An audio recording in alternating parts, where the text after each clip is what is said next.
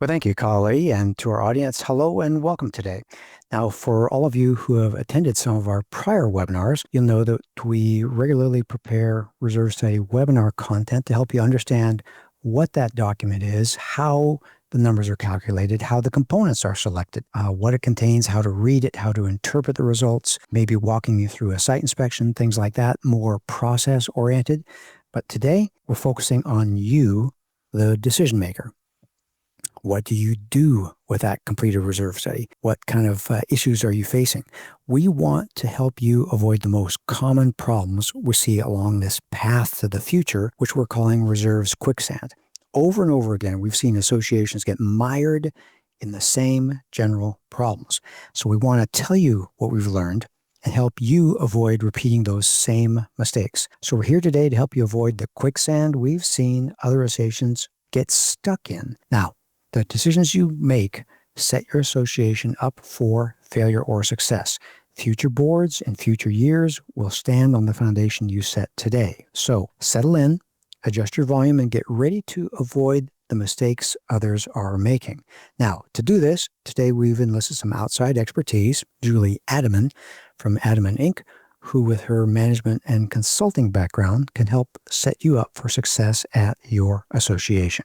This is the outline that we're going to use for today's program, guiding you through an introduction. I'll take that first, and then I'll hand over to Julie to talk about how to identify quicksand, getting out of quicksand, avoiding quicksand so you don't get stuck in it in the future, and then bringing it all together in a summary. Now, to start with, avoiding reserves quicksand starts with knowing the hazards. I have to make sure you understand that leading an association forward to the future is a journey.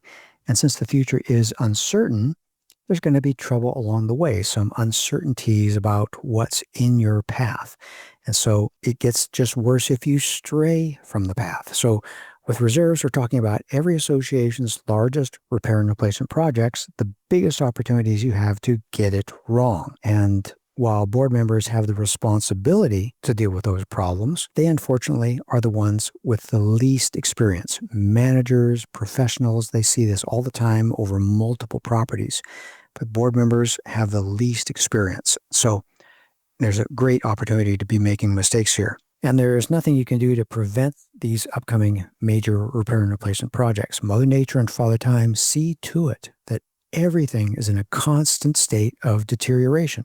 That means every month projects are getting a little bit closer to when they'll need to be replaced. And these huge expenses are approaching. Again, nothing you could do about that. And many associations get themselves in trouble by not actively preparing. And they get further and further behind. The projects get closer and closer, and all of a sudden they have an emergency on their hands that they could have avoided if they would have actively prepared over the years. Well, we're glad you came today because you're the ones that we're going to help see and understand these classic reserve problems.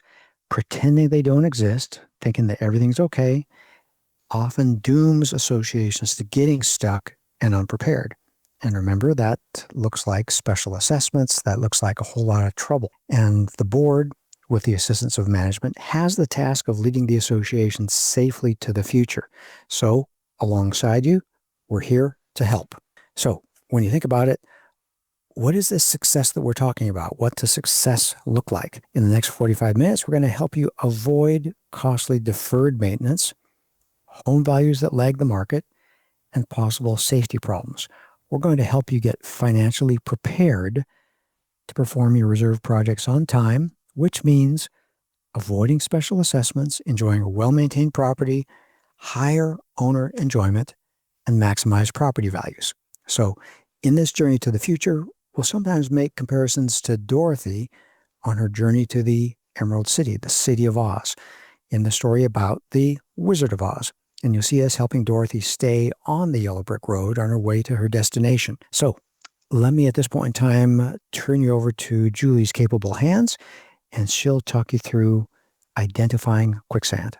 Oh, thanks, Robert. And thanks for having me again for us to do this presentation together. I always really enjoy it.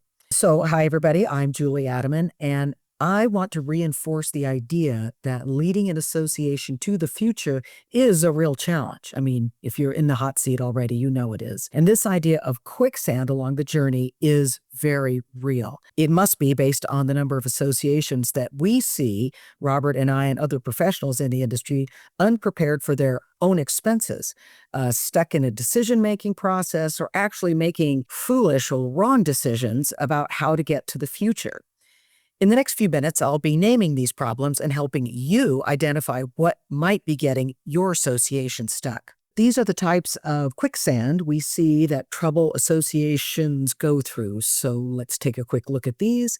It is not collecting or collecting monies, nor preparing for these expenses. Next one down is hoarding reserves. Those are associations that just can't quite bring themselves to pay for things out of reserves that should be. They just don't like to see that balance go down. And the next one is the other end of that, depleting reserves. Well, we were short on our operating expenses, so we borrowed from reserves because we don't want to raise assessments. Very, very common situation. Next is minimizing reserve funding. Well, the study says we should be putting in X, but we're going to only put in about 50% of whatever that X is. Again, so we have more in our operating account, typically, so we don't have to raise assessments. And of course, the next favorite one of mine is apathy. Apathy on the board part, or apathy on homeowners' parts, or all of the above. Next, indecision. Indecision. Gosh, it's so hard to make a decision. It's, dealing with the reserve account and the amount of monies in the reserve account are oftentimes the most money that anyone will in their lives will have to make a decision over. Hundreds of thousands of dollars or tens of thousands of dollars. And it's not your money, it's on behalf of others. So that can really get people in that analysis paralysis kind of thing. And then lastly, fixating on the percent funded. So these are the issues, these are the types of quicksand that we get stuck in. Now, the most common form of quicksand is simply not collecting reserves. These associations are stuck at the very beginning, at the starting line, if you will. Board members failing to lead and provide the budget to care for the association, or listening to homeowners who, quote, want minimized assessments. Remember that these are the same homeowners who signed on when they bought into your association. They signed on to join the association and be an equal partner in all of its costs. So failing to collect reserves represents kind of a double failure where the board is not doing its job to set the budget and collect necessary funds, and the homeowners themselves are not doing their job of providing the funds the association needs to survive. Remember, it is not the board's job to do the bidding of the homeowners. The homeowners don't have the legal responsibility or the fiduciary duty to lead the association. The board does. And homeowners they do have the legal responsibility to pay their fair share of the association's budgeted assessments, in which are reserves. And another problem we see associations focusing on is having a comfortable amount of cash in reserves that they focus on doing all they can to hold on to that cash with both hands if necessary. And often that amount of cash isn't linked to the needs of the property defined in the reserve study. The problem here is that reserves are collected for one purpose, to be spent. Collecting reserves is not the goal. Caring for the property over a long period of time is the goal. Now, a similar mindset mistake is seeing costs go up and feeling scarcity in the operating budget, meaning that, oh gosh, the last few years, inflation has been very, very high and people don't really want to pay more in assessments. So we might not fund reserves like we should. So this is another double failure because the operating budget still doesn't have the money it needs, and now the reserve fund doesn't have the money it needs for the roof and the asphalt and the elevator, the pool repair, and all those other reserve projects that need to get done. And then on down to minimizing reserve funding. It's an interesting one, and we see it way, way too often, where boards are nervous about collecting and sitting on a significant pile of cash. Again, it's difficult for some people. They think that if they spend it, it could be misused, stolen, or not really sure how to keep it safe. What with maybe they had grown up with bank failures and that type of thing, and with the ups and downs of the stock market. Things we go through, I think it's a human condition. Everyone has that to some degree or another. Now, next we have apathy. Apathy is a very thick and sticky form of quicksand. That means the board is acting like it just doesn't care. Apathy is more of a leadership problem than a reserve problem. It's inaction for inaction's sake. It's the no decision is a decision. How about that? It means the board doesn't appreciate that things are deteriorating every month or simply doesn't want to face it, and they are gradually falling farther and farther behind on having enough money to care for the property. Boards and managers can be in that too, stuck in apathy quicksand, very thick quicksand, think the association will last forever or it'll happen on someone else's watch. And it's been just fine. There's no need to fix things. And again, someone in the future, it can happen to them. You can let those people be the last ones playing musical chairs when the last chair is taken out. You don't want that to be you. You want it someone else. It's not right. It's simply, seriously, a lack of taking responsibility for the deterioration that's occurring during your watch as board members at the time you are leading the association. So all the while, the association suffers additional deterioration and decline.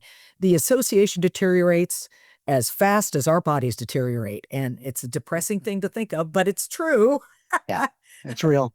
It's real. I'm living it. I'm living it daily. Next, indecision. Indecision, like no decision is a decision. So indecision looks like apathy from the outside, but decision means the board is actually aware of the problem, but is stuck again in that analysis paralysis. Not really sure what to do to move forward correctly, afraid of getting it wrong, often delaying decisions to a later time when they think they'll magically have more information because their pen has turned into a wand. So all of a sudden it's magic. A day that never comes, by the way, ever. Indecision will often happen when you're trying to wring answers from an old, think 5 or 10 or even older reserve study, or one prepared in-house as opposed to by a profession. Reserve decisions are significant enough that you should have an update prepared by a credentialed professional. Absolutely no doubt. I would recommend you do not do them on your own. On a basis of a site inspection, I mean by a qualified person, and at least every 3rd year. So every 3 years is perfect for that. If you have a current credible reserve study now and have a question, ask your reserve study provider. They'll definitely give you the answer. It's not like, and I heard Robert say this previously in a webinar, that it's, the reserve study professional is kind of like if you have a community manager, it's kind of like your manager. It's not like your lawyer. They're available at one price. They're not charging you extra to answer a question, unlike your attorney. So use those professionals. I encourage you to do so. Use your professionals. Julie, you're stealing my thunder there a little bit, but Sorry. You're absolutely right. In the reserve study field, we get paid for a reserve study, and an extra 15 minutes here or there to answer questions. That is beauty. That really helps the client get from, gee, what do I do with this, to now I understand, or now I can pitch it to the rest of the board. Now I can pitch it to the homeowner. So don't fear that. It's just part of getting the reserve study into your hands. And let me illustrate. I just want to go through a couple of slides here to show you that there are good answers to these kinds of questions. If you're ever unsure about what to spend reserves on or what they were collected for, there's a National Reserve Study Standards 3-part test. And that shows very clearly what projects should be funded through reserves and helps you understand kind of the borders on what we're trying to accomplish here. Appropriate reserve projects are common area maintenance obligations that can be reasonably anticipated and that are above a cost level that's beyond what you want to absorb into the operating budget. So again, if you're ever unsure, just reach out to your reserve study provider. Ask about the pool pump. Ask about an irrigation time clock. You're not expected to have all the answers yourself, so rely on your experts.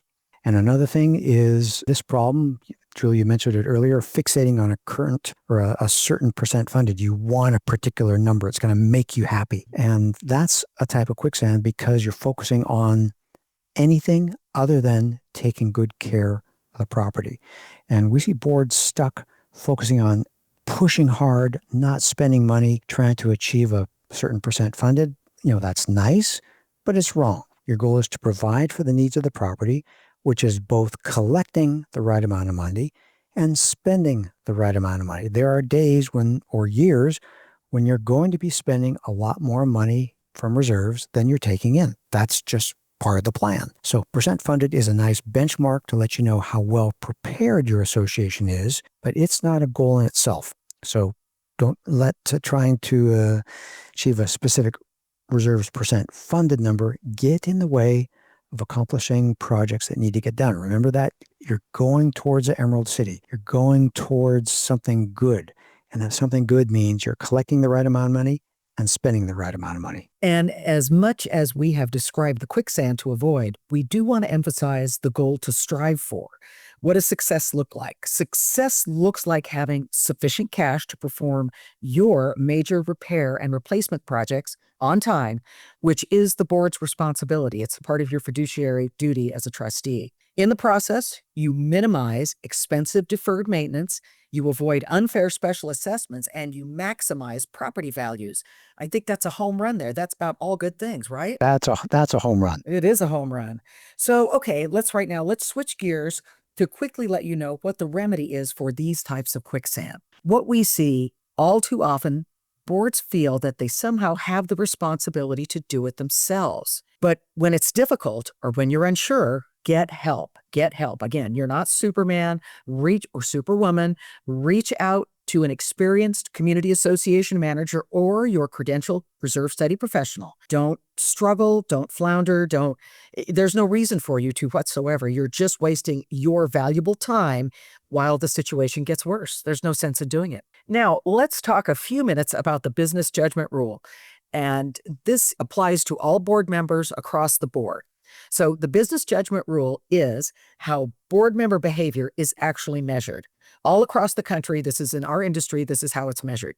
It's the how you do what you do as a board member. You are to act as if you care about the association, meaning give it the quality, attention, and services it deserves. Act loyally to the association, which means you do what really needs to be done, even if it will cost money or ruffle feathers or kind of get you in somewhat of a political mess. This is part of your duty. And then ask questions. That's the duty of inquiry when necessary, inquiring to your subject matter experts on what to do. What should our association do in this particular situation? That may mean asking your attorney how to manage a special assessment announcement, or how to collect on a delinquent owner, or ask your landscaper what plants will provide some color and then thrive in your front entry. Or ask again your reserve study provider why they used a particular cost for an upcoming roof project. Now, that duty of inquiry is the most important here, and I really want to emphasize this, because getting help to avoid getting stuck in reserve quicksand is so important. Find out what to do. Ask questions. You are not expected to have all the answers. You are volunteers. You may not have ever sat on a board before, and this is all new to you. So remember, everything at your association is getting a little older and more deteriorated and worn out each day. Just think of your own knees. That's what I say. So everybody feel completely free to reach out for help. Julie, I want to go through a couple of charts here and emphasize the point that everyone's situation is a little bit different, and it's going to take a little different solution depending on what kind of situation your association is in.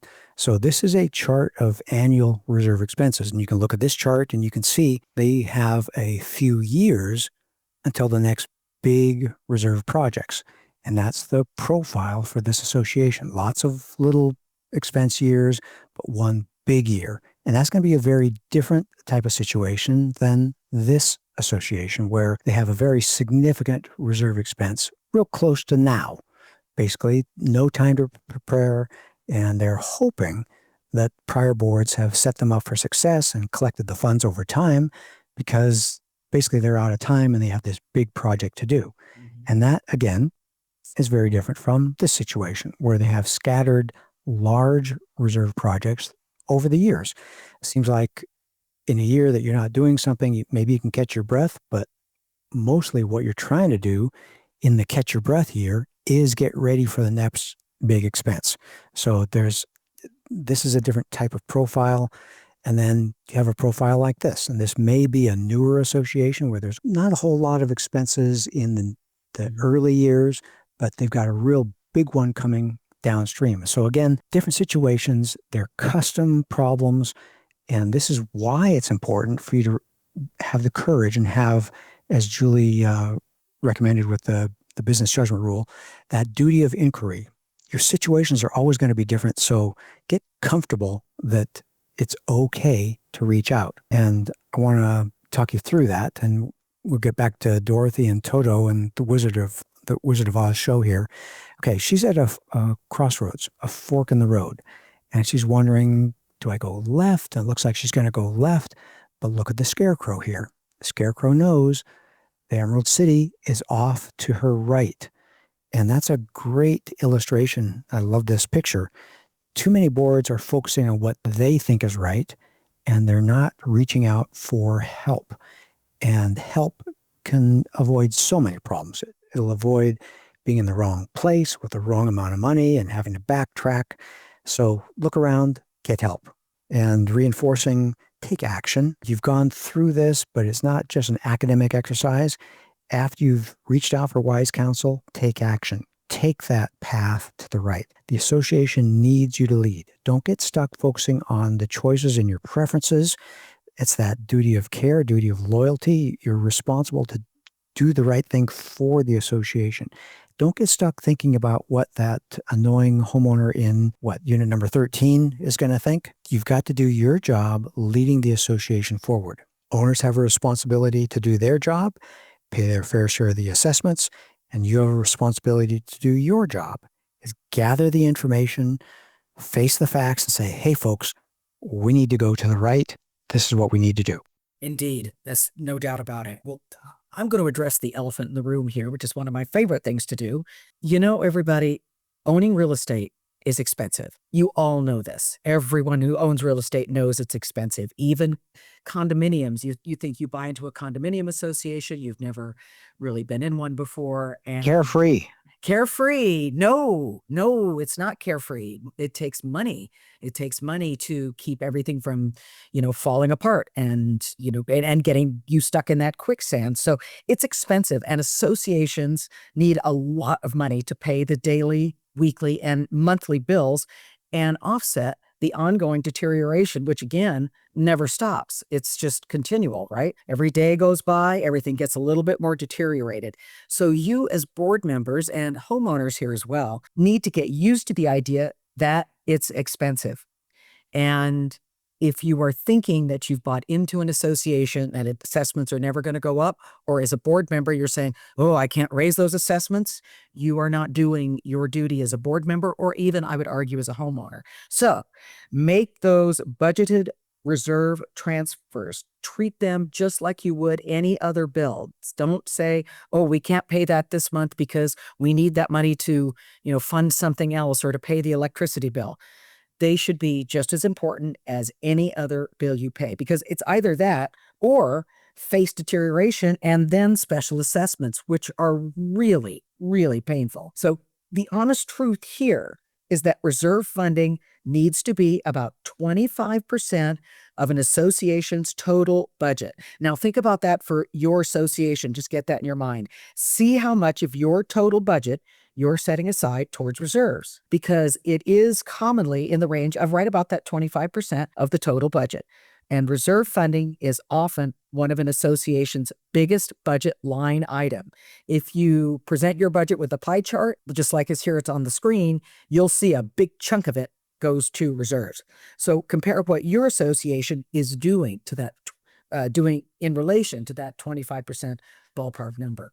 But getting out of the quicksand doesn't have to be done all at once. So like Robert, how do you eat an elephant? One bite at a time. One bite at a time. So especially people who are new to being board members, oftentimes they'll come in and you'll find, oh my gosh, the association's finances are a mess. And you feel this intense pressure. We've got to fix this. We've got to fix this. Well, the truth is underfunded associations got themselves that way, not overnight, over years and more likely decades of underfunding. So my advice would be talk to your reserve study provider and work out with that person a multi-year plan to gradually get your associations back on track, back on the trail, if you will, back on the yellow brick road to funding your reserves. It's not about, reserve funding, it says the payments themselves are not about the future. It's about paying a bill of I'm sorry, Robert, that was you. I apologize. So So it's all the material. They're going to hear it from one of us. Yeah, you are. Okay. So anyway, a few percentage points or a few more dollars each year for a few years, once you've got this multi-year plan, is all it takes to get an association on track, having enough money to take care of itself. So we've introduced types of quicksand, how to get out of the quicksand, even as disgusting as the quicksand is. And now we'll spend a few minutes on the topic of avoiding the quicksand altogether. As you can imagine, it's a matter of seeing that trail ahead, that yellow brick road, and getting the proper guidance. And with that, I'm going to hand it off to Robert. Fantastic. Thanks, Julie. Well, staying out of quicksand means understanding that Mother Nature and Father Time don't take a day off. If you fail to pay that deterioration bill, it's not going away. It just backs up. Every day, your common areas are deteriorating, and every day you're not offsetting that deterioration with the properly sized reserve funding, you're falling behind. It's just like if you fail to pay the water bill, it doesn't go away. You just have to pay 2 water bills next month. So reserve funding is not about the future. Understand that your job at the association, don't worry about 10 years in the future. Don't worry about the roof projected to fail 20 years into the future. Worry about how much the roof is deteriorating this much, and put that much money aside. If everyone takes care of the present, the future will take care of itself. So reserve funding is paying the bill of ongoing deterioration. Pay those on an ongoing basis. It's just like the bills you pay in the operating account. Reserve funding is the same, just a little bit at a time to offset deterioration. And like Julie said, it's not a matter of winging it. It's not wringing your hands and stressing and indecision. There are experts out there. Rely on them. Rely on your experienced manager. Rely on your credentialed reserve state professional. They're there to do what they do.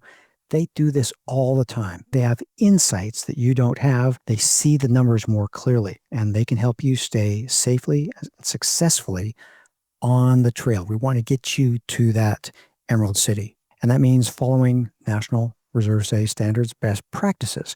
And that means updating your reserve study on the basis of that diligent visual site inspection at least every 3 years. You need fresh, current information about where you are on the trail and what direction to go now. When you're traveling in the car, you set your navigation on and you're checking that to make sure you're on track. If there's traffic in the way, if you need to reroute, all those kinds of things, you want to be current with the information. And so you need that fresh information or you're going to get strayed off the path. And want to make sure that with that updated reserve study, okay, you get a fresh document. If you have any concerns, if you have any questions, reach out to your reserve study provider. Get guidance. Get that person's help staying on the trail. Don't be guessing. Remember that it's not a sign of weakness. They're there to help. Julie covered that earlier when she was talking about the business judgment rule. Reaching out for advice when you don't know the right thing to do is your responsibility. Asking questions is appropriate behavior. All right, we're on track, and it's time to begin transitioning through a summary of what we covered today. So let me take you through the list. Number 1, the quicksand, the distractions and complexities and obstacles and uncertainties, they're definitely out there. You are on a journey to the future. The sand is falling from the hourglass. You're on the clock while you're a board member at the association.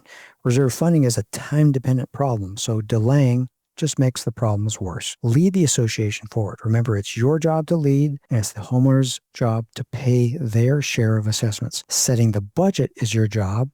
Collecting, making sure that the money is flowing, and then paying the reserve expenses, that's your job. The homeowners, their job is simpler. Just pay their share of the assessments. So think like a board member, not a homeowner. And again, fortunately, you're not on your own. There are experts out there to help and guide you. Hopefully you've captured that as a theme that we have here today. Being a board member is hard. There's a lot of challenges everywhere you look. Physical challenges, financial challenges, personality challenges. So when we're talking about reserves, there's construction consultants to help with the large roofing and painting and asphalt and elevator projects. That's beyond you. No fault of your own, but get professional help.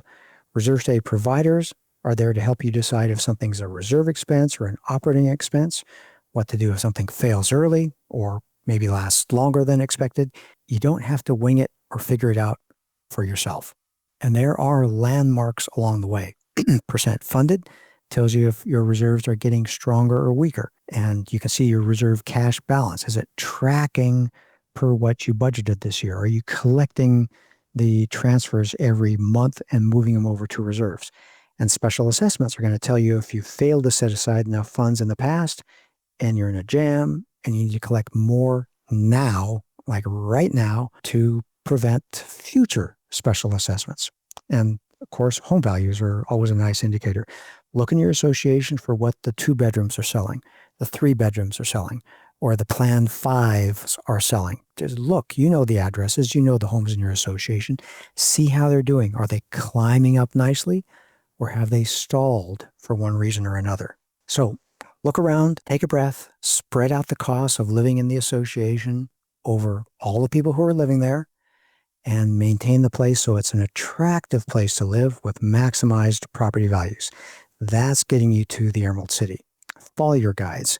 And while you are the decision maker, there are plenty of people to guide you in the right direction, keeping you out of quicksand. And Julie, we've got a slide here so you can say just a few words about where you come from and what you do to help associations. Sure. Thank you. I appreciate this. Yes, I've been in the business for about 40 years. Robert and I had talked that I was telling people it was 30 until I counted it up and I realized about 6 months ago it's 40. So I know, right?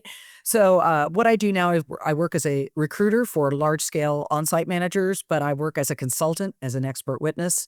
I have a production of a newsletter that goes out monthly to managers. I have online courses for board members. If you're new to being a board member, you can go to my website, which is adamen-inc.com. You see it there. Click on the education tab and you can, very reasonably priced, you can go down there and take some online courses for board members. I also have online courses for managers as well. So if you have questions or, I get a lot of calls from board members, frankly, because they just have nobody else to talk to about almost anything. Sometimes they're self-managed. Other times they don't feel comfortable talking to their own management staff. And so, if you guys have a question, please just reach out. All you have to do is Google me or go to my website, click on the email address. They all go to me. So I'd look forward to hearing from all of you. Thanks, Robert. Fantastic. And likewise, at Association Reserves, we're here to help. We have a few more resources, and one is a book called Understanding Reserves. It's available on Amazon, and we'll have a link to a free download of Chapter 1 in the program outline, so you can test read one chapter and see if you like the way it presents the information. Another resource, pleased to tell you about, is our online reserve calculator called UPlanet. It's free to our clients. It allows them to access the numbers of their completed reserve study. If you're not a client, it's $399 per budget year to subscribe. And it's a great way to dive into your numbers, push them around, see what difference some adjustments make. And it's a very simple and wonderful tool. And of course, you can go to YouTube to see more free videos like this program on our channel. We have a deep library of video content on how to understand reserve concepts, technical issues, communication issues, and like this program, decision-making issues. We want to give you all the assistance you can get to lead your association successfully into the future. And kind of a fun thing for Julie and I, we have a 30-minute podcast, 30-minute weekly podcast designed to encourage and equip board members for the hard work they do leading their associations. We have current news and insights. Julie and I are 2 of the regular co-hosts of the program. We feature some guest subject matter experts from different fields. And once a month, we put a board member up on a podium and allow them to tell their story. And we all think, what a hero. All this is with the convenience of a podcast. So go to hoainsights.org and listen to an episode or two, or subscribe from your favorite podcast platform. And that brings us to the end of our prepared content today. So at this time, I'll turn the microphone over to Kali, who will moderate our Q&A time together.